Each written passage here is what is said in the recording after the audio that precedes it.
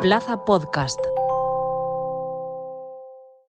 La Paella Rusa, con Lucía Márquez, Andrés Boix, Guillermo López y Marta Meneu.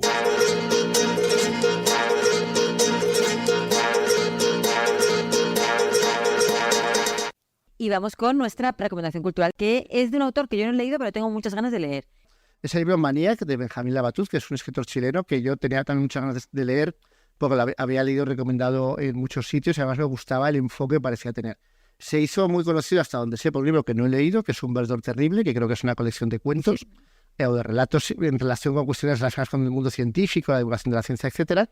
Y esto sí que es un libro, Maniac, una novela, que se centra en tres historias, pero que la principal es la historia central y que tiene que ver con el avance de la ciencia en el siglo XX, pero sobre todo con el avance de la ciencia dirigido hacia la eclosión de los ordenadores y finalmente de la inteligencia artificial como, digamos, el modelo de inteligencia parangonable o alternativo, incluso superior al de la inteligencia humana, ¿no? Maniac, el título proviene del nombre de un ordenador que inventa John von Neumann, que es un físico húngaro que sale de Hungría, bueno, que sale de Hungría poco antes de que, bueno, que viviera en Alemania, perdón, sale de Alemania poco antes de que los nazis ocupen el poder y que se exilia en Estados Unidos, o se va a vivir a Estados Unidos, y que se convierte en uno de los físicos más importantes de Estados Unidos, trabaja para el gobierno estadounidense, sobre todo trabaja para el ejército estadounidense y entre otros muchos avances, pues tiene un libro muy importante sobre teoría de juegos, tiene una serie de avances de un mero renacimiento del plano científico que le hicieron decir a sus coetáneos que era la primera persona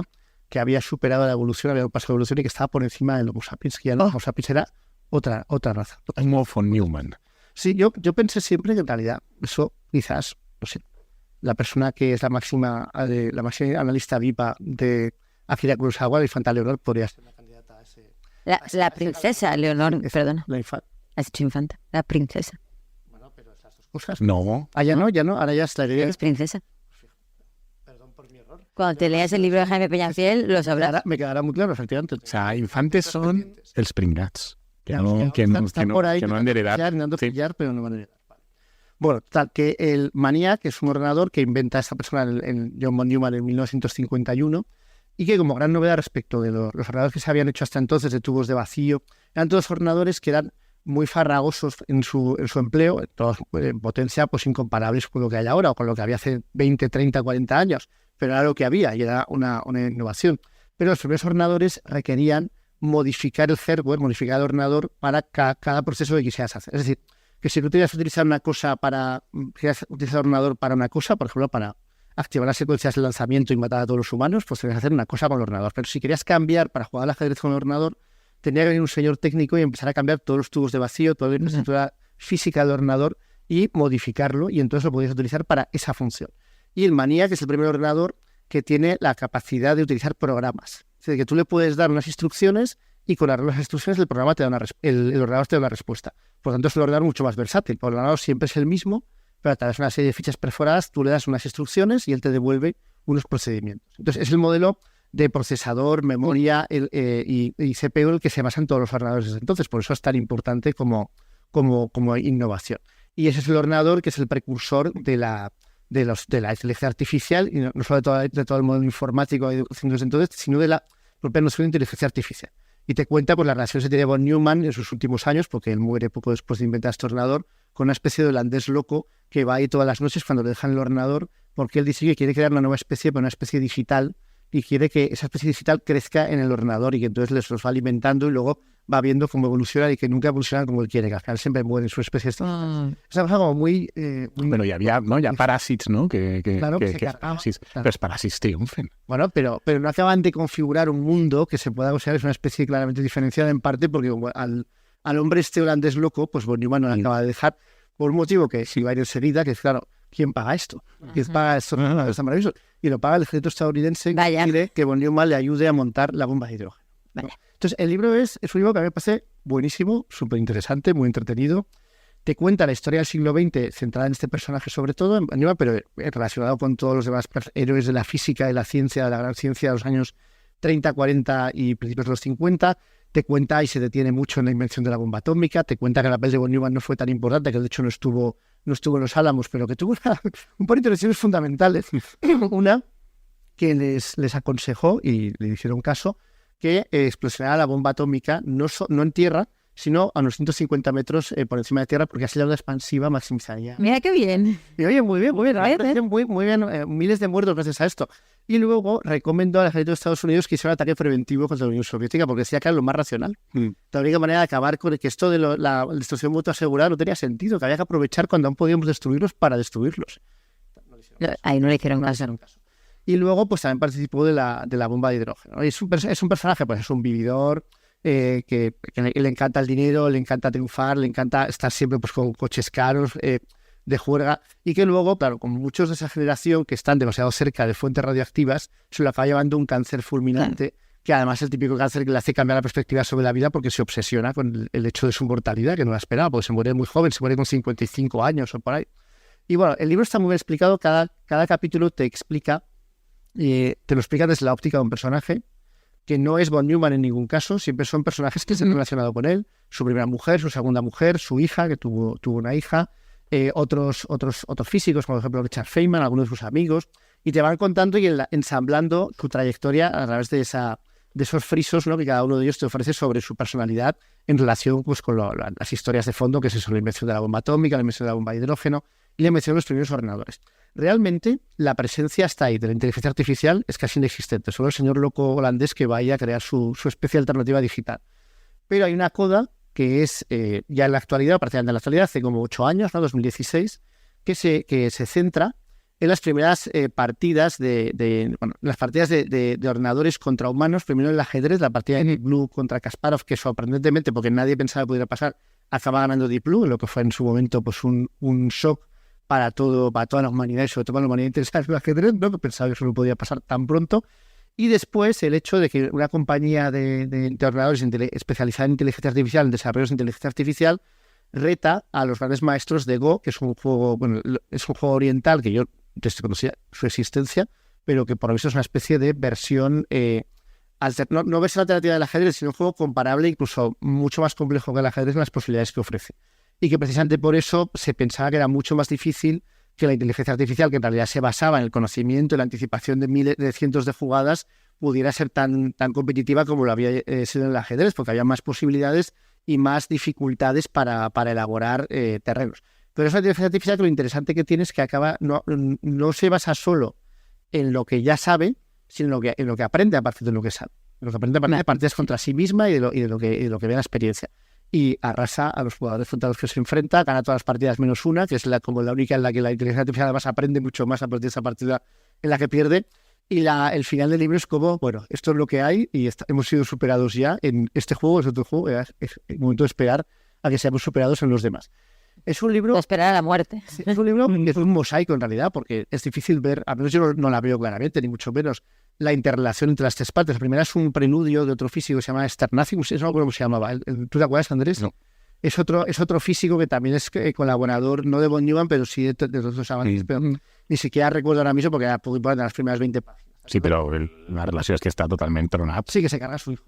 Y se suicida. Sí. Porque está tronada. O sea, es una persona que está obsesionada en las matemáticas y que como descubre que no puede haber un procedimiento que pueda explicar las matemáticas y organizarlas en torno a un... no puede solucionar el problema de las matemáticas para que todo sea racional y todo cuadre, se suicida, pero antes de suicidarse se carga. Muy bien, Ale. Bueno, y es un antecedente que igual pues la interrelación puede ser la incapacidad de los humanos para alcanzar la complejidad que sí pueden alcanzar las máquinas. Pero vamos, el libro está muy bien, es muy entretenido, es muy interesante. Si te gusta la ciencia del siglo XX te va a gustar, si no te gusta yo creo que también te va a gustar porque lo explica muy bien, es decir, está en narrativamente es muy rico. A mí la coda, esto lo hablé con Andrés, la coda hasta final del partida de Go no me interesa tanto, porque creo que es un poco relativizar la importancia de lo que se nos ha contado antes, con lo que al fin y al cabo pues no deja de ser un juego muy especializado, que yo no sé si eso necesariamente es tan fácil luego extrapolarlo a otros ámbitos de la vida, como de alguna manera se apunta en la novela.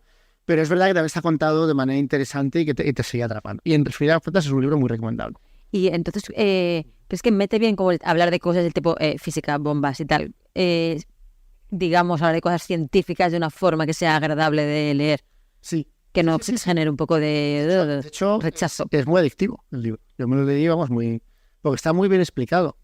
Y está muy bien explicado la interrelación entre los avances científicos y los sentimientos y los problemas que eso genera a quienes los generan. O sea, ha sido tú Oppenheimer. Exacto. Sí. Y te hablan también sobre la personalidad de Oppenheimer, sobre sus dilemas, sus dramas, aunque no es el personaje principal, pero te hablan de todos esos personajes y lo que supone inventar un elemento tan destructivo como la bomba atómica y lo extraordinariamente mal que lo pasan quienes las han inventado. Y luego cuenta una cosa que me parece graciosa, que es que von Neumann, aunque acabó en la nacionalidad estadounidense y fue a Estados Unidos, era húngaro. Y cuenta que algunos de los principales inventores de la bomba de hidrógeno y de la bomba atómica y de los peores avances relacionados con la bomba de hidrógeno y la bomba atómica son húngaros. Por ejemplo, Teller, que es otro también que... Entonces, el inventor de la reacción en cadena, que no me acuerdo del nombre, también es húngaro. Entonces, y dice, la única hipótesis es que Hungría es un país pequeño, rodeado de enemigos, que tienen que innovar para sobrevivir. Entonces, ¿qué es innovar? Ataque preventivo. Claro. O inventar cosas de matar que maten más. Exacto. Y mejor. Claro. Claro. En el llibre no hice apenas, hice referències, però crec que no hi ha cap capítol contat des de la seva perspectiva, no, crec, no hi ha. No recuerdo, no. No és Turing.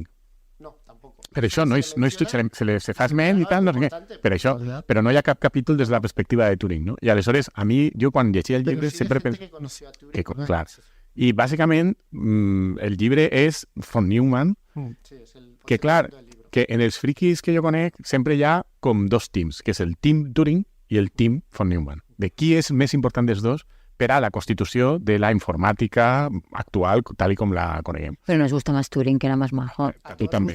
Claro, buen tipo, desgraciado, pobrecito. Entonces yo, claro, pero a mí... Claro, pobre Turing. A mí- O sea, si alguien no es Team Turing, es Team este, es un psicópata. Clar, pues a mi Team m'ha fet Turing. gràcia el llibre a mi m'ha fet gràcia per això, perquè jo crec que és la primera persona que conec que és Tim von Neumann en compte de Tim Turing. De fet, Bueno, el Turing... autor. Sí, l'autor. I de fet, Turing... Pues eso no dice nada bueno de I él. de fet, Turing, és que és això, i sent referències, perquè no poden no eixir, perquè von Neumann tot el que fa ho fa a partir de la teorització que fa del que és una màquina universal Turing. I ell el que passa és que la posa en pràctica amb els diners del Pentàgon per a poder tindre potència de computació, però vull dir que és la primera persona, l'autora que és del llibre, que crec que té més fascinació en realitat per von Neumann. I ho conta... Tiene verdadera fascinación malsana Fascinación. de que es un tío que es un mal tipo, Sí. pero que es una inteligencia descomunal y que además la aplica a campos muy diferenciados, que es verdad que en eso es superior.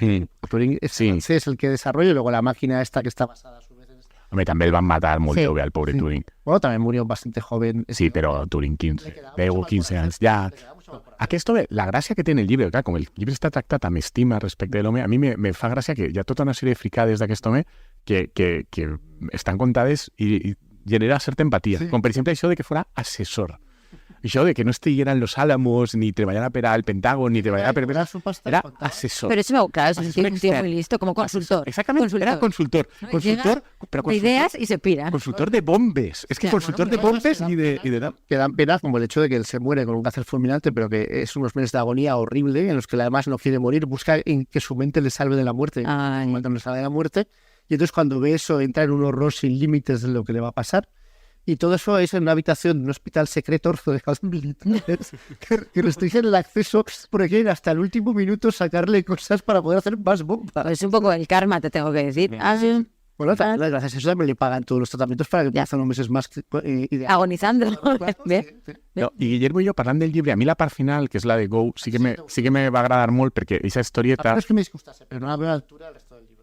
A mi és que me pareix molt interessant perquè la història en si de les partides d'escacs de Deep Blue i després les partides de Go de Deep Mind me pareixen molt interessants perquè reflecteixen molt bé com ha canviat el tema. La màquina d'IBM que guanya Kasparov guanyava jugant com humans. Clar, era els humans li posaven els moviments i ella simplement és que no es cansava mai i que tenia una memòria superior a la de Kasparov. I Kasparov perd perquè comet una sèrie d'errades per estar nerviós, per cansament. Cansado el humano. Ser humano, claro. Però la màquina juga a partir del que els humans li han dit que com ha de jugar al O sea, no aprende, la mañana no sabe. La mañana lo que hace es una especie de memoria fiel Exactament. que va buscando opciones que en el pasado han funcionado mejor. Exacte, i ja està. Probabilísticament, aquestes són les opcions que han funcionat millor en el passat. Por eso es tan importante el avance cualitativo, porque la primera no es inteligente. Clar, per això. Però en canvi, per això. I en canvi, la de Go, la que guanya el Go, ella aprèn a soles i el que és més interessant, acaba desenvolupant estratègies victorioses i millors. Pero que nadie había hecho. Exactament. Que ningú havia fet. Eso da De más fet, miedo. clar, Sí. perquè això... Matar a todos los humanos. Claro, Exactament. efectivamente. La història demostra Tomar el poder y matar a todos los humanos. com ja no saps què és el que farà la màquina. I a mi això sí que me pareix molt interessant, perquè no només això, sinó que el Go, com és tan complicat, els orientals que són experts en Go són místics, pràcticament, són savis, místics, tal. I això ells consideren que això és un art i que és estètic. Això ells, hi havia tota... Exacte, la màquina aquesta juga des d'una perspectiva que no només és que trenca molts cànons, és que és lleig com juga. Juga lleig. No hace yoga bonito. No, però guanya. Es italiana. Es eficaz. Bien. Lo tenemos que dejar aquí. Y nos vemos y escuchamos la semana que viene. Chao. Adeu. Chao. Plaza Podcast.